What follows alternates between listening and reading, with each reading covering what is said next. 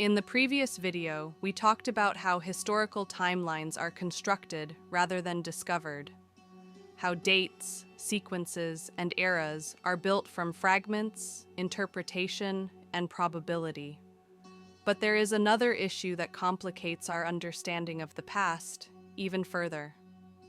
Sometimes, timelines don't agree with each other. The same place, the same ruins, the same artifacts, but completely different dates. This is not rare. It happens more often than most people realize. When archaeologists try to determine the age of a site, they usually don't date the objects directly. Instead, they date the context, the soil layer where an object was found, organic material nearby, charcoal, bones, plant remains.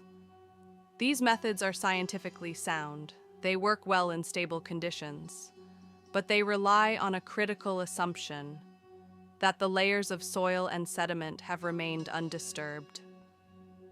In reality, landscapes are rarely stable for long periods of time. Floods redistribute sediment, earthquakes shift foundations, erosion reshapes terrain. Human activity alters sites again and again. Later cultures often build directly on top of earlier ones, using the same locations, the same foundations, sometimes even the same stones. When this happens, the archaeological record becomes complex. Older objects can appear in younger layers. Newer materials can sink into older deposits. This creates contradictions. A site might suggest one date based on one method and a completely different date based on another. In some cases, estimated dates shift by hundreds of years, in others by thousands, not because new discoveries were made, but because interpretations changed. The same evidence, a new conclusion. This does not mean archaeology is unreliable.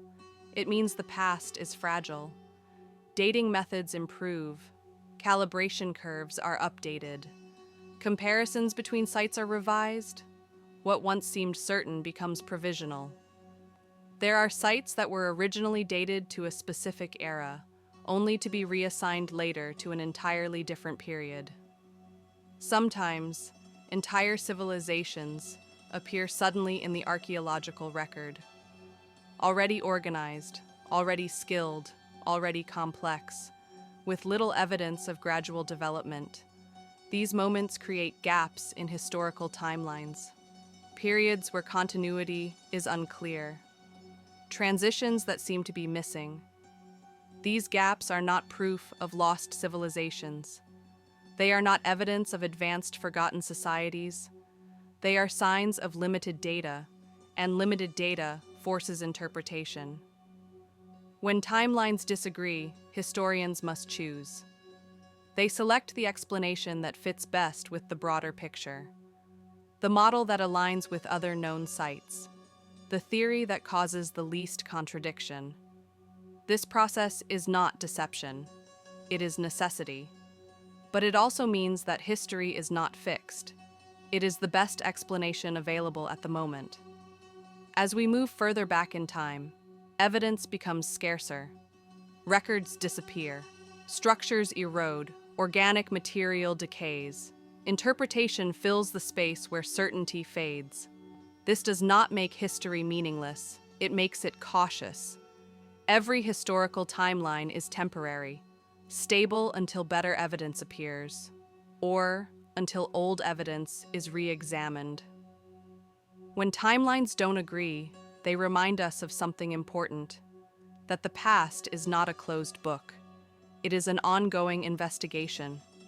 Some questions remain open, not because answers are hidden, but because the evidence is incomplete. And this uncertainty is not a weakness. It is an honest reflection of how knowledge works. In the next video, we'll look at specific sites where timelines changed dramatically, and what those changes reveal about how history is actually written. Claude is AI and can make mistakes. Please double-check responses.